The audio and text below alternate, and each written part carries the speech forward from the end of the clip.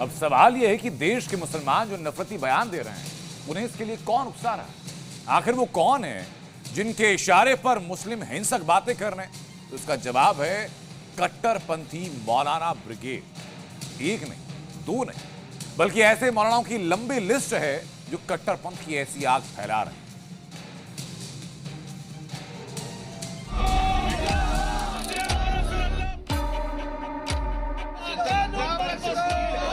जो कातिल है वही जज बन गया है। ये जंगल इसको बिल्कुल नहीं है, ये कानून जो है काला कानून। जब तक ये कानून वापस नहीं लेंगे उस वक्त तक हमारी इस हुकूमत से लड़ाई रहेगी।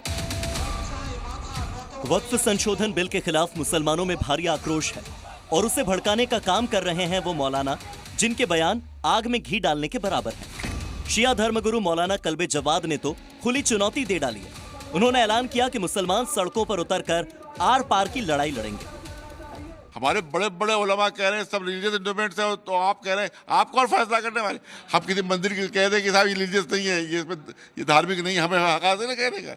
मैं तो जो कातिल है वही जज बन गया है। ये सबसे बड़ी मुसीबत है। ये ऐसा कानून तो इस कानून को आप लोग नहीं मानेंगे? अफ्रीका के जंगल में भी ऐसा कानून नहीं होता। तो आप ये जंगली कानून जो अफ्रीका ये जो है, इस कानून को सर मानेंगे या नहीं मानेंगे? जंगल इसको बिल्कुल नहीं है। ये कानून जो है काला कानून है। गद्दारी की बिल्कुल इन्हें गद्दारी की है और ये जो इनको खरबों खरबों का फंडिंग हो रही है। इसकी लालच में इन्होंने मुसलमानों के साथ गद्दारी की है, सेकुलर इंडिया के साथ इन्हें गद्दारी की है और इन्हें इस तरह के जो है उस पर साथ दिया है। तो ये बहुत ज़्यादा नाइंसाफ़ी की है और इसको ज़ाहिर है कि वोट की ताकत जो है हमारे पास है। इसी वोट के ज़रिए से इनको जिताया गया, इसी वोट के ज़रिए से इनको सज़ा दी जाएगी। कोलकाता, अहमदाबाद, दिल्ली और पटना से लेकर भोपाल तक इस बिल के खिलाफ आवाजें बुलंद होने लगी हैं। मौलाना बदरुद्दीन अजमल ने भी बड़े प्रदर्शन की धमकी दी है। अजमल ने तीखे अंदाज में कहा कि बिल के खिलाफ बड़ा आंदोलन होगा, पूरे देश के गांव-गांव तक पहुंचकर इसके खिलाफ आंदोलन करेंगे।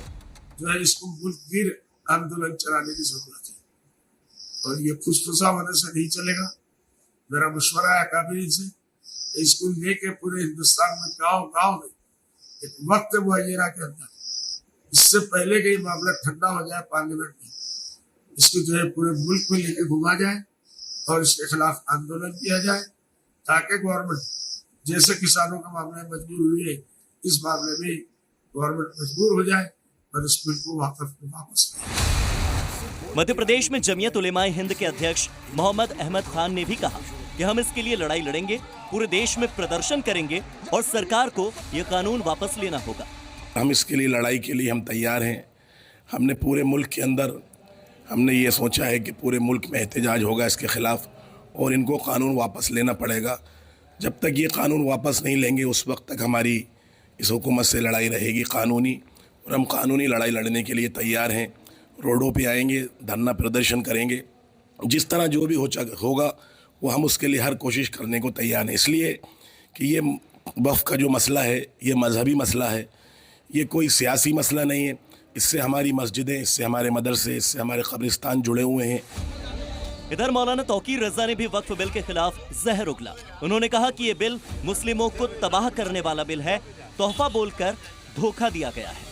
अब अभी सुप्रीम कोर्ट का रास्ता है, अभी और रास्ते हैं और सड़क से और सुप्रीम कोर्ट तक हम जो विरोध कर सकते हैं वो करेंगे। नहीं, सेकुलरिज्म तो बहुत बड़ा धोखा है मुसलमानों के साथ। सेकुलरिज्म सबसे बड़ा धोखा है और अंदर से अगर देखा जाए तो मुझे कोई सेकुलर लगता ही नहीं है। सब अपने अपने मफाद की राजनीति कर रहे हैं। तो उसमें तो दोनों शामिल हो गए, हिंदू भी मुसलमान। तमाम की बात कर रहा हूं। मुसलमान हिंदुस्तान की राजनीति का केंद्र है। जो मुसलमान का मुखालिफ है वो भी मुसलमान के बगैर राजनीति नहीं कर रहा है, वो मुसलमान को गाली देकर राजनीति कर रहा है मुसलमान के नाम पर। और जो अपने आप को सेकुलर कहते हैं वो मुसलमान का हिमायती बन के मुसलमान का इस्तेमाल कर रहा है और राजनीति। मुसलमान के बगैर हिंदुस्तान में सियासत न विपक्ष कर सकता है न पक्ष कर सकता है। मुस्लिम स्कॉलर्स भी यही कह रहे हैं कि वक्फ बिल मुसलमान किसी भी कीमत पर स्वीकार नहीं करेंगे।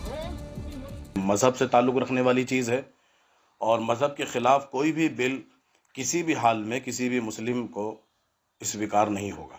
वक्फ के नाम पर इस्तेमाल हो जाने वाली जायदादें और संपत्तियां वो सब उन पर गहरी निगाह रखी जा रही है और हमें डर नहीं, उनकी नीयतें साफ नहीं है, इसलिए हमें लगता है कि ये हमारे मज़हब के ख़िलाफ़ जा रहा है। हमें कोई भी काम जो मज़हब के ख़िलाफ़ हो वो कबूल नहीं होगा। इस सिलसिले में अभी कोई जमीयत उलमा की गाइडलाइन आई नहीं है, उनकी कॉल नहीं है अभी हमारे पास में। अलबत्ता इतना ज़रूर है कि इस बिल के बन जाने के बाद में हम कहीं ना कहीं कोर्ट का रास्ता देखेंगे। और जिस तरह से मौलाना अरशद मदनी साहब जमीयत उलमा हिंद के राष्ट्रीय अध्यक्ष हैं, उनका एक हल्का सा बयान मैंने अभी पढ़ा है।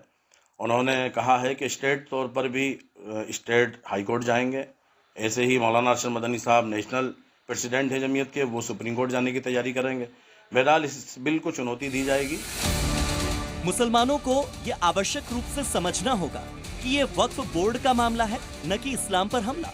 कट्टरपंथी मौलाना इसे मुसलमानों की आस्था से जोड़ना चाह रहे हैं। वो चाहते हैं कि मुस्लिम समाज सड़कों पर उतरे, देश में तनाव पैदा हो और उन्हें इस सब का सियासी फायदा मिले।